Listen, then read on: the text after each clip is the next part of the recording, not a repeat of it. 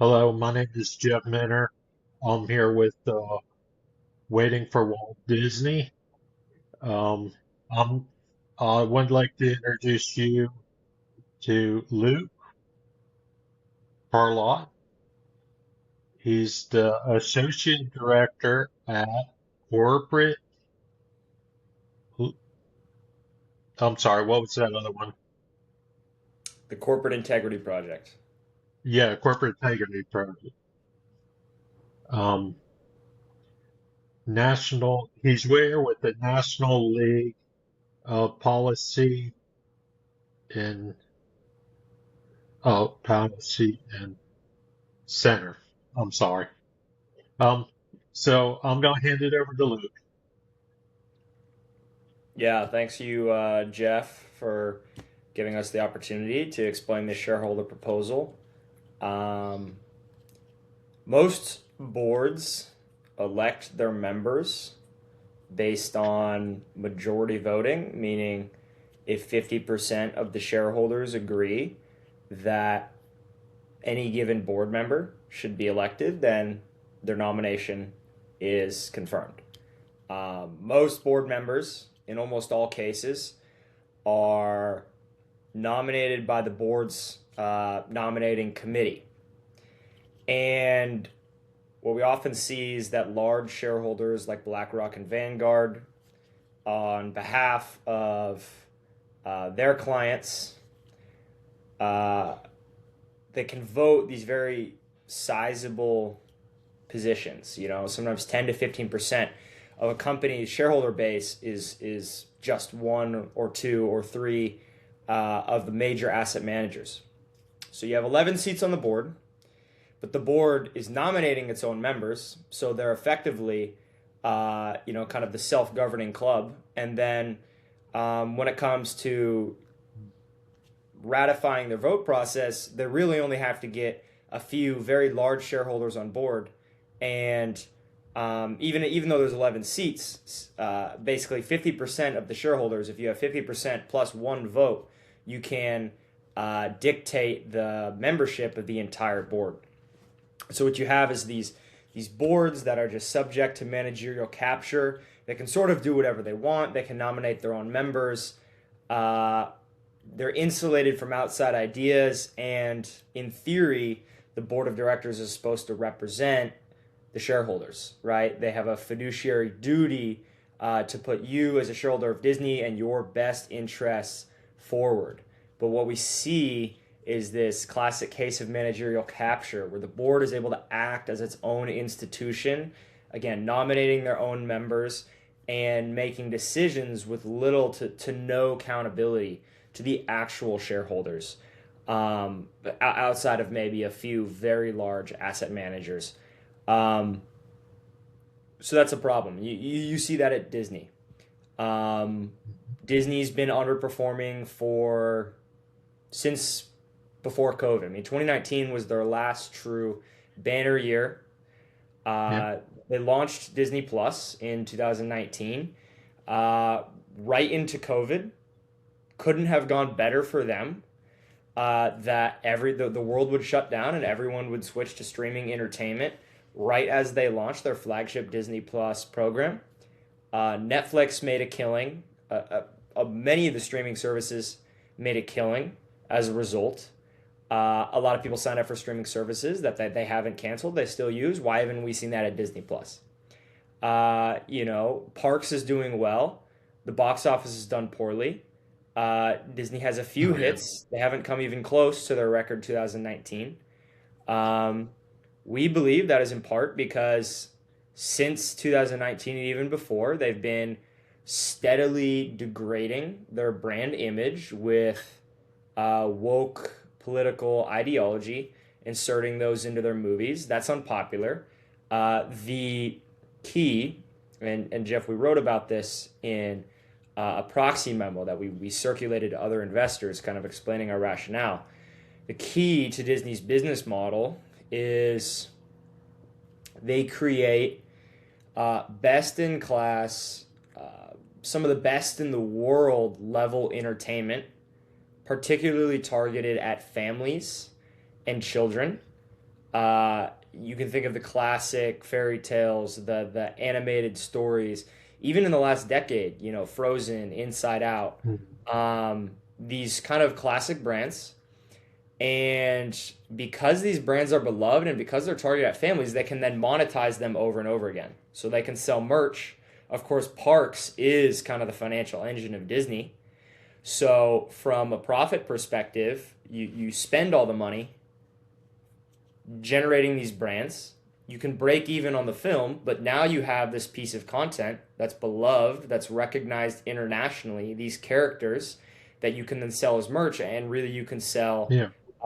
the parks experience. That's been the financial engine for Disney. So what happens when you have um, you insert these woke ideologies that don't belong in family entertainment, and you degrade the quality, you alienate half of the country now doesn't want to watch your content.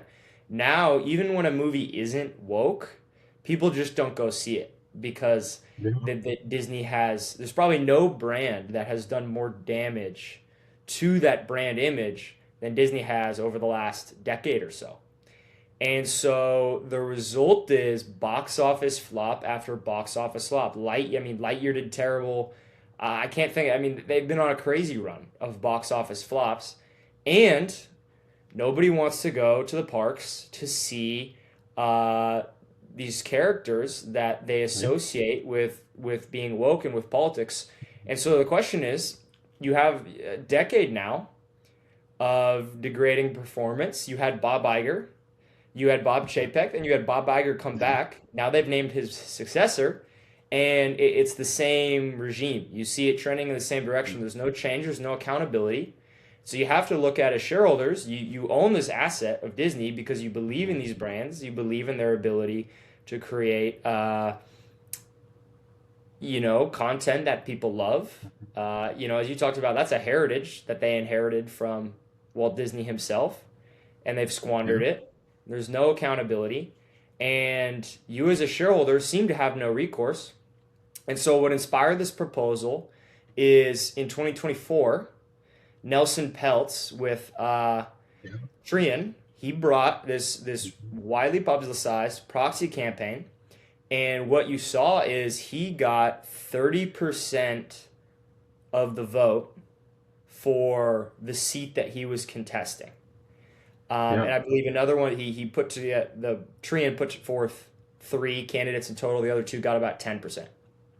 But let's look at Peltz. Roughly 30%. I think it was 31% of shareholders voted for his candidacy. So 70% voted against it. But what that means is you have a third of the economic stake in the company functionally gets zero representation. Mhm. The board is supposed to deliberate and represent your interests. They have a fiduciary duty to act on your behalf, and yet a third of the company is 0% represented. That is what we saw as a structural problem. When you buy stock in a company, you're supposed to have an economic stake and ownership in the management of that company. And what they're basically saying to all these shareholders is we don't value your concerns. There's going to be no accountability, etc. So what cumulative voting does is it attempts to weight the membership of the board to more accurately reflect the economic ownership of the company. How it works is you as a shareholder are given a vote for each seat on the board. So Disney has 11 board seats. You, for each share that you own, would actually be given 11 votes. Then you could allocate those votes however you wanted. Functionally, what that means, Jeff, is that if you owned 10% of Disney, you could basically elect 10% of the board. On an 11-seat board, you would basically be entitled to elect at least one member, assuming that you used common sense with the way that you voted.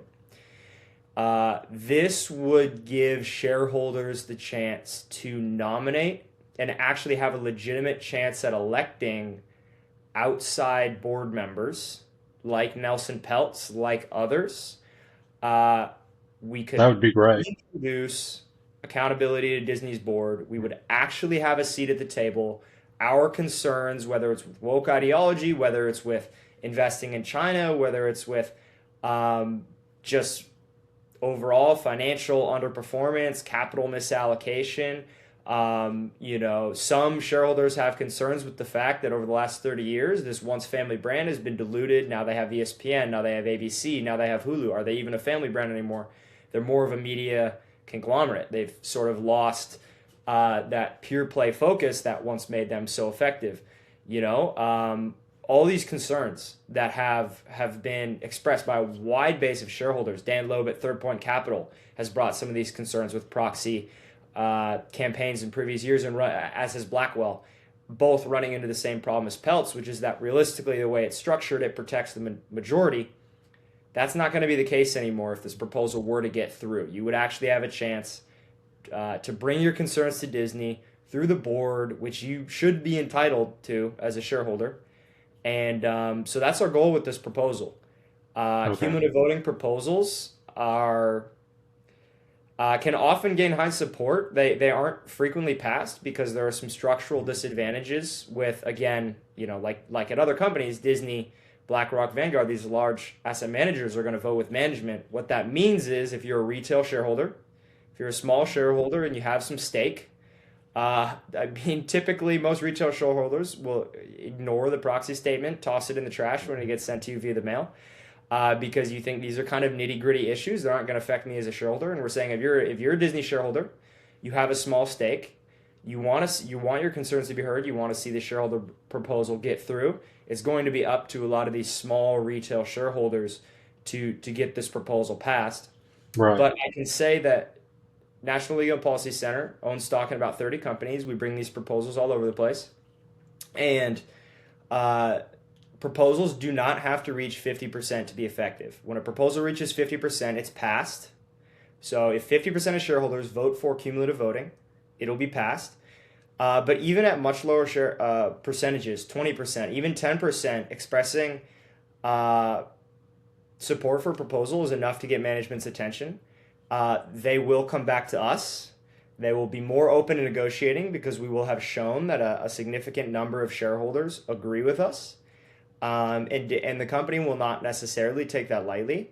So I say that to encourage retail shareholders to just sort of understand that you actually can make a big difference in the way that you vote. These seemingly nitty gritty issues at the stock that you own can make a big difference for the financial performance of the company.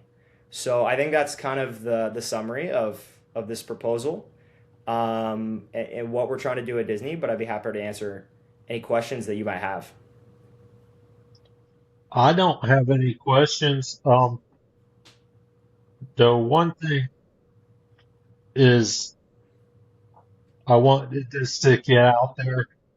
So if you could just introduce yourself again and the company and the proposal you want voted for. Yeah. Yeah, so I am Luke Perlot. I'm the Associate Director of National Legal and Policy Center. I'm the Associate Director of our Corporate Integrity Project, which focuses on promoting ethics in corporate governance. We are shareholder activists. We're a nonprofit. We bring these shareholder proposals at companies where we think there is alpha or um, some undiscovered return in ethical governance or even political issues that are ignored. Yeah. And in this, at Disney, we are sponsoring proposal number 6, which asks for um, the company to change its procedures for board elections to replace majority voting, which is just 50-50, with cumulative voting, which, as I've described, is more weighted towards economic ownership. That's proposal 6 on Disney's proxy ballot. Anyone who is a shareholder in Disney should have an opportunity to vote for this proposal. Right. So I'm asking everybody to vote for this, and they need to really vote. We have so much of so many shareholders, let's say, that don't vote at all. We need them the most. So I'm with you on this. And I really do appreciate you coming out or on here to tell me more about this and tell us more about this. So thank Absolutely. you. Yep. Thank you Yeah. for having me. Yeah. And bye for now. And remember, this is Waiting for Walt Disney. Hit follow and subscribe.